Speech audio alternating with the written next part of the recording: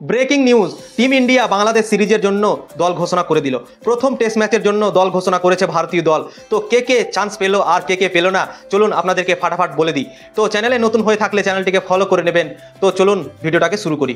Rohit Sharma captain, SSB Jaiswal, Shubman Gill, Virat Kohli, KL রাহুলকে রাখা হয়েছে ভারতীয় দলে। কেএল রাহুলের পারফরমেন্স প্রায় 1-1.5 বছর থেকে ভালো পারফরমেন্স তার হয়নি, আর মনে হচ্ছিল কি কেএল রাহুলকে ড্রপ করা হবে, কিন্তু কেএল রাহুলকে আর একটা সুযোগ দেওয়া হয়েছে এবং তাকে দলে রেখেছে ভারতীয় দল।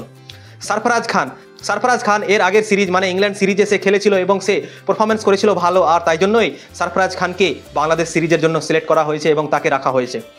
ঋষভ পন্থ অ্যাক্সিডেন্টের পর প্রথমবার ভারতীয় টেস্ট দলে কামব্যাক করেছেন।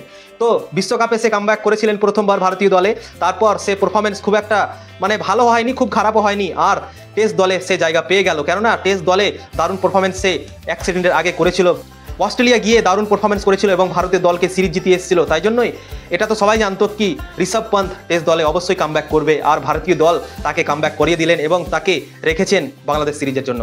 আর দ্বিতীয় উইকেট কিপার হিসেবে ধ্রুব জুরেলকে রাখা হয়েছে। 4টা স্পিনার এই দলে আছেন, রবিচন্দ্রন অশ্বিন, রবীন্দ্র জাদেজা, অক্ষর পটেল, কুলদীপ যাদব। 4টা স্পিনার ভারতীয় দল এই স্কোয়াডে রেখেছে।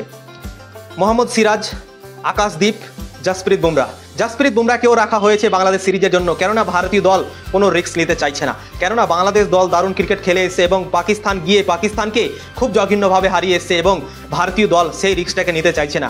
তারা যত মেন প্লেয়ার আছে ভারতীয় দল এই স্কোয়াডে সিলেক্ট করেছে, কেননা ভারতীয় দল পাকিস্তানের মতো হারতে চাইছে না। ভারতীয় দলের একটাই লক্ষ্য এখন কি বাংলাদেশ সিরিজে তো জিততেই হবে, তারপরে যে ওয়ার্ল্ড টেস্ট চ্যাম্পিয়নশিপের ফাইনাল আছে সেই ফাইনালে প্রবেশ করতে হবে। তাই জন্য ভারতীয় দল কোনো রিস্ক নিতে চাইছে না, তাই জন্যই জসপ্রীত বুমরাকে এই সিরিজের জন্য রাখা হয়েছে।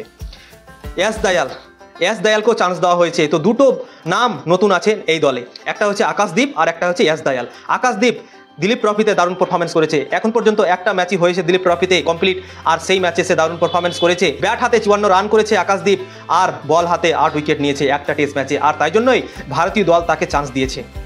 এস দয়ালও দারুণ পারফরমেন্স করেছে দিলীপ ট্রফির প্রথম ম্যাচে, তাই জন্যই এস দয়ালকে রাখা হয়েছে ভারতীয় দলে। তো দুটো নতুন নাম চান্স পেয়েছে ভারতের দলে, আর একটা বড় নাম এই দল থেকে মিসিং আছে, সেই নামটা হচ্ছে কেকেআর ক্যাপ্টেন শ্রেয়স আইয়ারকে ভারতীয় দল চান্স দেয়নি, তাকে ড্রপ করা হয়েছে।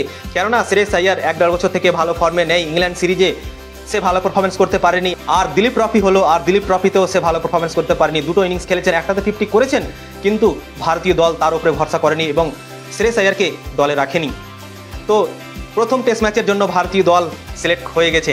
আরেকবার আপনাদেরকে বলে দিচ্ছি, রোহিত শর্মা, এসএসবি জয়সওয়াল, শুভমান গিল, বিরাট কোহলি, কেএল রাহুল, সরফরাজ খান, ঋষভ পন্থ, ধ্রুব জুরেল, রবিচন্দ্রন অশ্বিন, রবীন্দ্র জাদেজা, অক্ষর পটেল, কুলদীপ যাদব, মোহাম্মদ সিরাজ, আকাশদীপ, জসপ্রীত বুমরা, এস দয়াল।